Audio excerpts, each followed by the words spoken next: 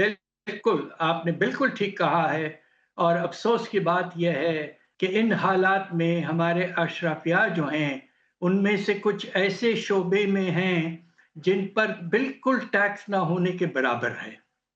अब आप जो बड़े-बड़े प्रॉपर्टीज़ के ओनर्स हैं, जो बड़े दुकानदार हैं, जो बड़े ज़मींदार हैं, ये 3 जो माशाल्लाह अशराफिया जो हैं, इनके जो कंट्रीब्यूशन रेवेन्यूज़ में है, वो तकरीबन सारे रेवेन्यूज़ का 2% भी नहीं बनता है। अच्छा।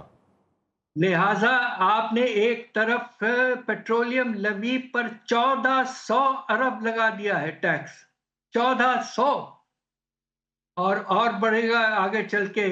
और दूसरी तरफ ये जो आपके बड़े-बड़े जो टैक्स पेयर्स हैं, जो टैक्स नहीं दे रहे हैं, उनको आपने जो रिलीफ दिया है, वो कम से कम 1500 से 2000 अरब की रिलीफ है। अब बजट आ रहा है, खुदा के लिए बजट में एक इंसाफ का पहलू लाएँ और एक मुनासिब रजीम ब्रॉड बेसिंग करें टैक्स के निज़ाम को और इनडायरेक्ट टैक्सेस से हट के डायरेक्ट टैक्सेस की तरफ जाइए। उसकी वजह ये है कि जब आपने पेट्रोलियम लेवी लगाया है, तो उसके नतीजे में डायरेक्ट ट्रांसपोर्ट कॉस्ट तो बढ़ गई, मगर साथ-साथ हर चीज़ की कीमत बढ़ जाती है। उसकी वजह ये है कि हर चीज़ की ट्रांसपोर्ट में खर्चा ज़्यादा हो जाता है। तो अब आप ये देखिए कि अफ़राते ज़र की रफ़्तार पिछले 2 महीने में 4.5% से बढ़कर ऑलरेडी 11% हो चुकी है। ये बहुत परेशान कुन बात है। बात दरअसल ये है कि पाकिस्तान ने बहुत नुमायाँ और अच्छा रोल प्ले किया है पीस के नेगोशिएशंस को आगे बढ़ाने में और हम इस बात से मुतमईन हैं कि पाकिस्तान ने पूरी कोशिश की है।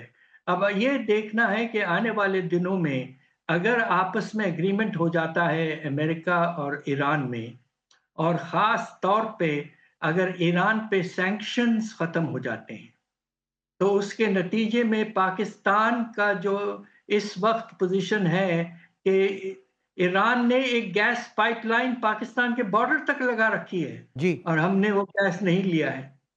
दूसरी तरफ वहाँ का पेट्रोल और ऑयल बाकी ऑयल्स जो हैं वो चीप हैं।